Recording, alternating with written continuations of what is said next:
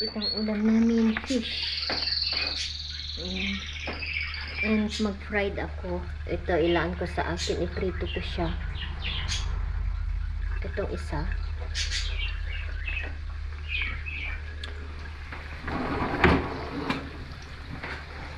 Ito po tayo ng isda. Namiss ko po ang pritong isda.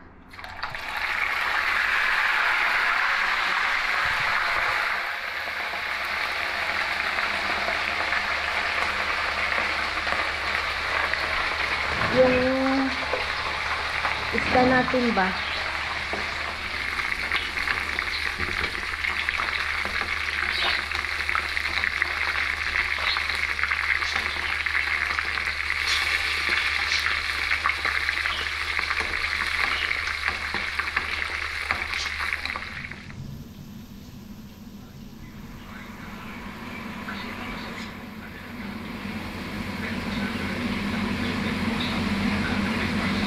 Bukal dati? Bukal na dati.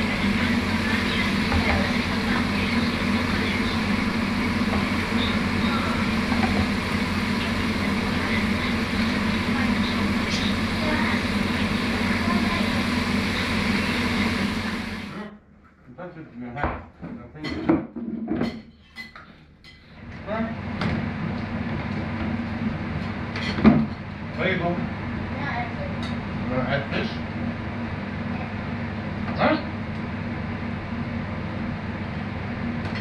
Do you want? You want to add fish? Maybe you didn't like the fish, right?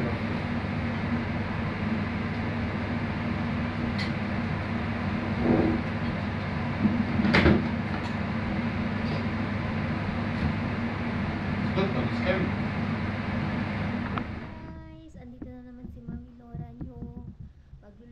Tayo ng katatapos lang namin pala kumain. Magluluto po tayo ngayon ng sauce ng aking pizza pandesal pizza. Homemade ang aking sauce. So ayan, nakagayat na ako ng, syempre kailangan natin ng kamatis and onion. And then ipakita ko sa inyo ang isa kong sikreto sa paggawa ng sauce, pizza sauce.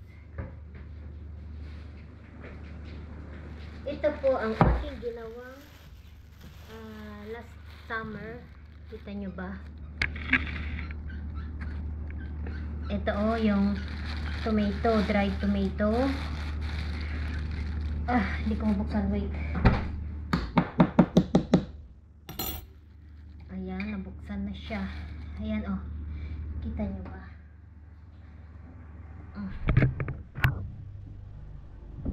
Okay, so kuha tayo.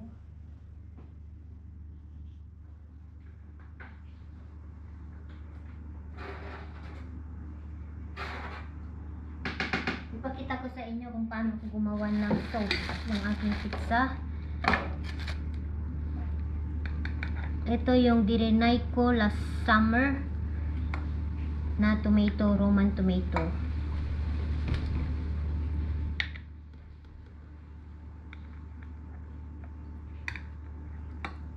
Ihalo natin sa ating fresh tomato. Ayan. Ihalo natin, kahit gayatin natin ng manipis.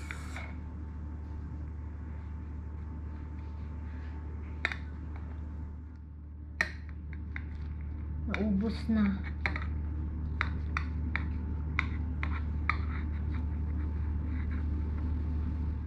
Okay, enough na yan para sa ating sauce. Gawa tayo ngayon kasi marami tayong order. Si Mr. bagong supplyan natin. Si Sir Lebanese. So, ang order niya is 30 pieces. Ilagay natin sa Ayan.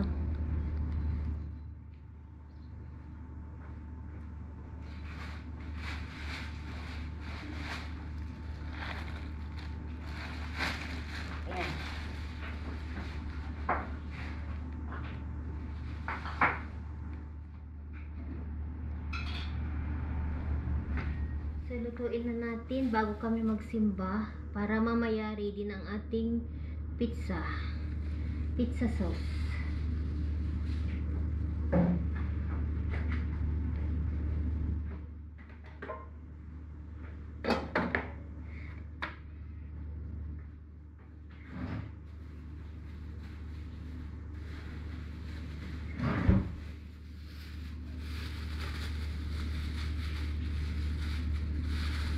tanggalin natin ito yung black pepper ba yun? Whole black pepper. Kasi ano ito, hindi natin isali sa ating lulutuin na sauce.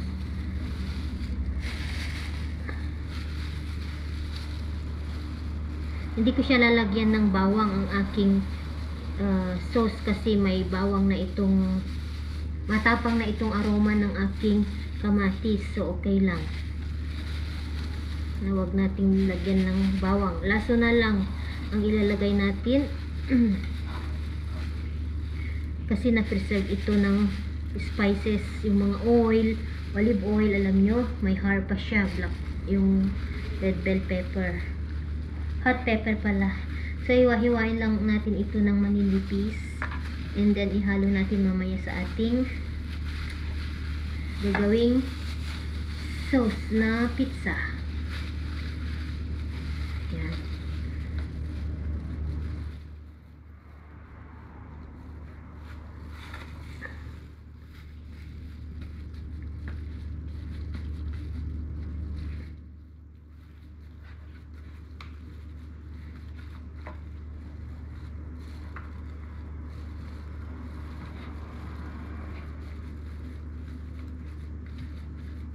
Para mamaya, pagdating namin, galing ng mga bata sa church, meron kasi silang schedule ngayon. Assistant sila. Nag-service sila sa school, sa church. Kaya pupunta kami. Schedule ni Kian and Cheyenne. Okay. Tapos na natin ito. Ilagay na natin ang ating onion sa ating kawali. Ay, hindi ko pa pala na-i-on yung ano ko. Ay, nako. Akala ko mainit na. Ano ba yan? Ay, nako talaga. Akala ko mainit na.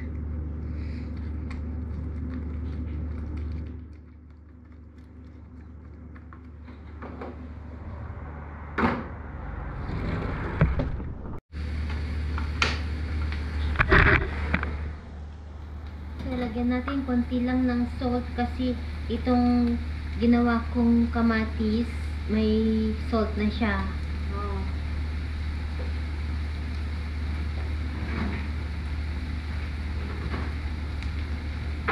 Ilak natin ang ating kusina. Ganyan lang siya, pinch of salt. Yan.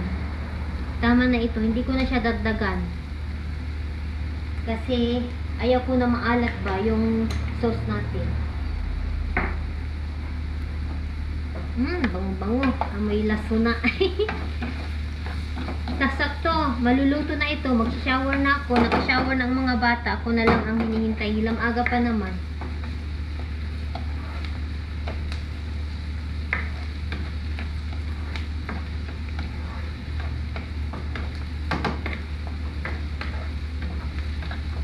Then, ipakita ko sa inyo mamaya ang paggawa ko. Paano ko Hindi pa ako gumagamit ng can na yung nasa jar na pizza, yung ready-made.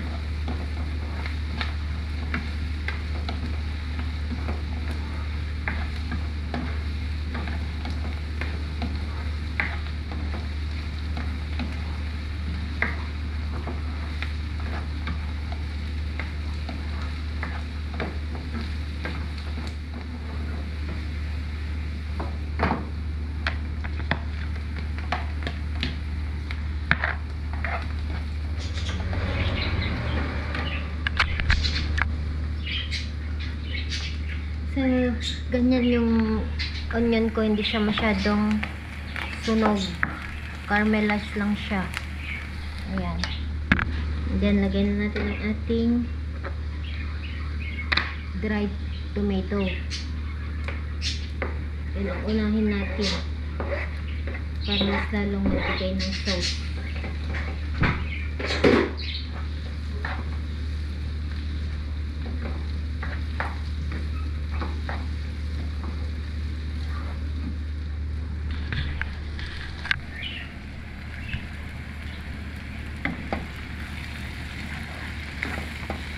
Alam nyo yung amoy niya, Amoy oregano.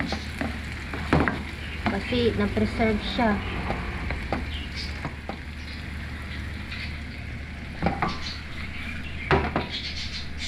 Ilagay na natin ang ating fresh tomato.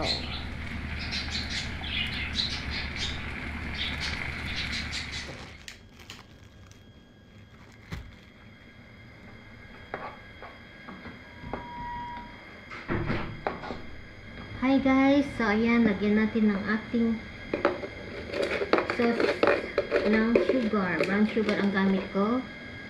Ayan. Lagyan na natin. Ubus na siya. Okay. Ito ang paggawa ko ng ating sauce.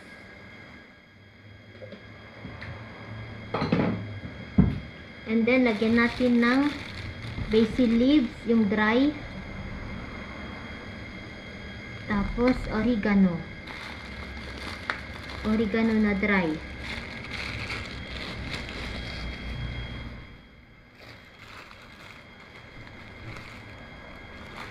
Lagyan pa natin ng basil. Masarap kasi ang basil sa sa pizza.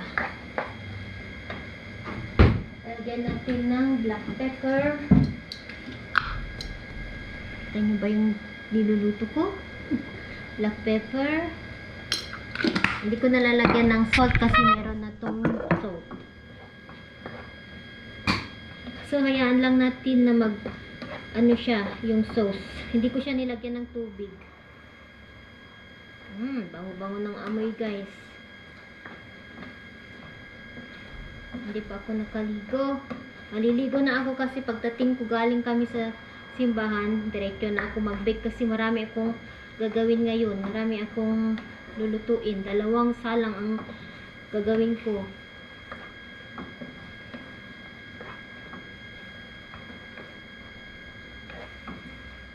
Yan na siya, oh. Ang ating marinara sauce. Homemade pizza sauce. Ayan. Ito ang pinapalaman ko sa aking pandesal.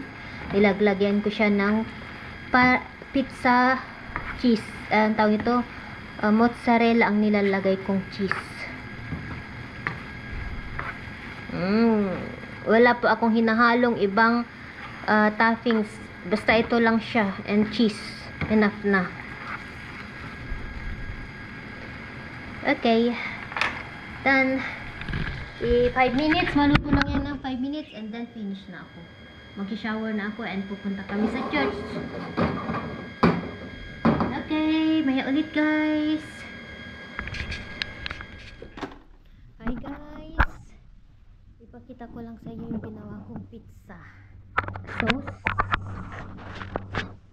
Hello, guys. Ipakita ko lang sa inyo yung ginawa kong pizza bago kami alis. Punta kami sa church. Ayan, ito na siya. Pizza sauce pala. Ayan, ito na yung pizza ko. Pizza sauce. So, mamaya, lulutuin na. Gawa tayo ng tinapay. Mamaya, pagdating namin. So, hindi ko na dadalhin tong camera. I-charge ko para full mamaya pag tayo mag-bake. Ayan, kita-kits. Ng mga bata na sa sasakyan na. Hi, guys. Andito na kami sa bahay. Time to bake na. Ayan, nakanta na po tayo ng ating paninda.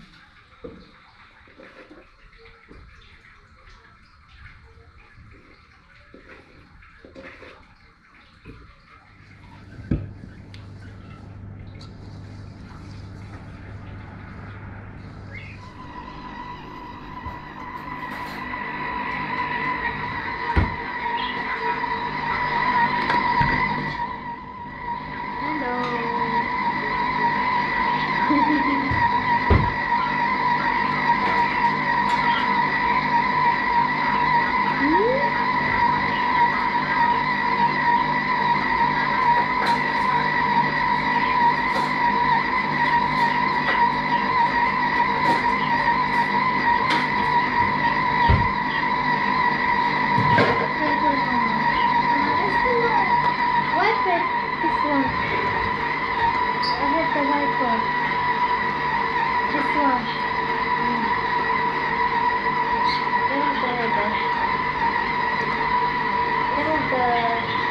This one, the thing.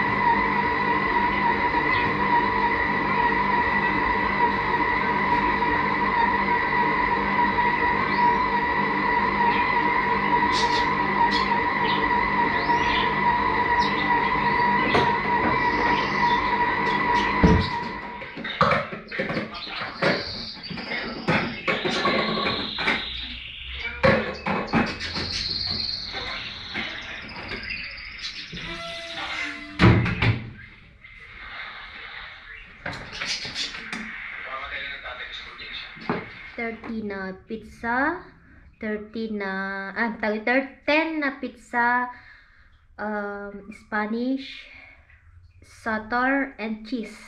Yan po yung order ni Sir Lebanese. And mamaya gagawin ko din yung kay Mr. So nag-umpisa na po ako. Spanish style po ang aking gagawin ngayong una. Yun yung order ni Sir. So ayan, gumagawa na po ako. And next na gagawin natin ay yung kay Mr. Johnny. Yung order niya din para ibenta niya. So, kay Sir Spanish, kay Mr. ko pandesal. Okay.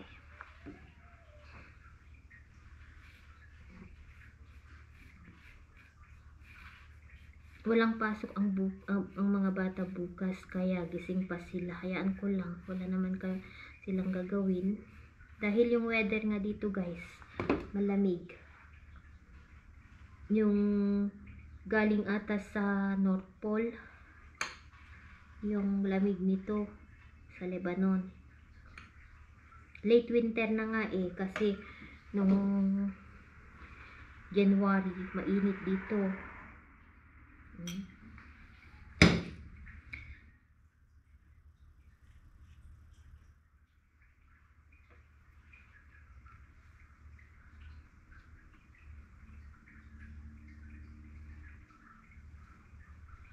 Ewan ko bakit hindi siya nag-order ng chocolate. Ito yung order niya kay Mr. So, okay lang din.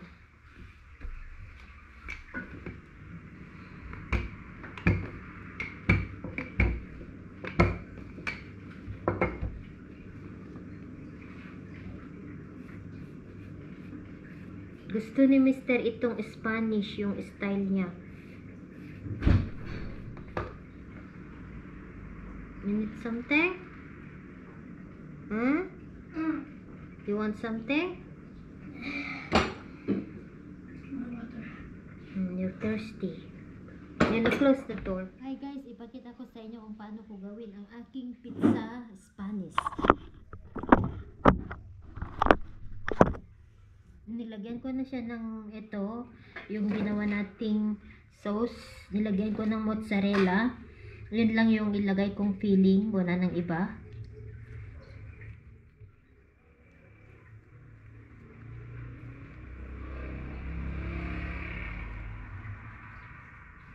Ganun lang. And i-close natin dito para hindi siya magbuka ka. Konti.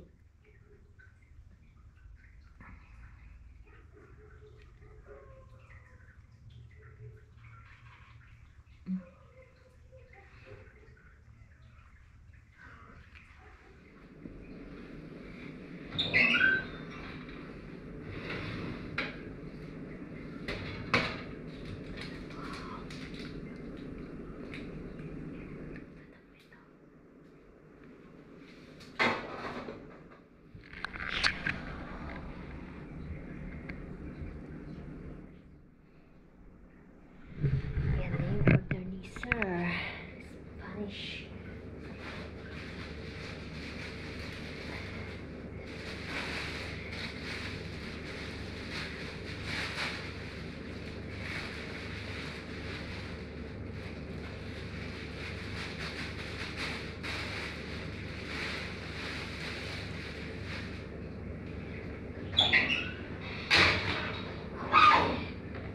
Init pa siya. Ito ng ating dough. Mansa na siya. Yung pandesal ito.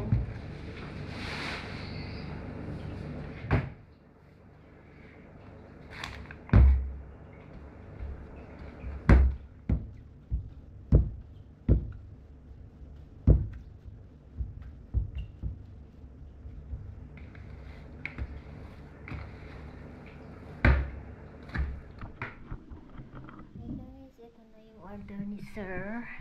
30 pieces, ayan. And then, 10 na satar, 10 na cheese, 10 na pizza. Okay. May isa pa. Yun kay Mr. Ayan, niluluto ko na po. Malamig, sobra. Sobrang lamig, guys.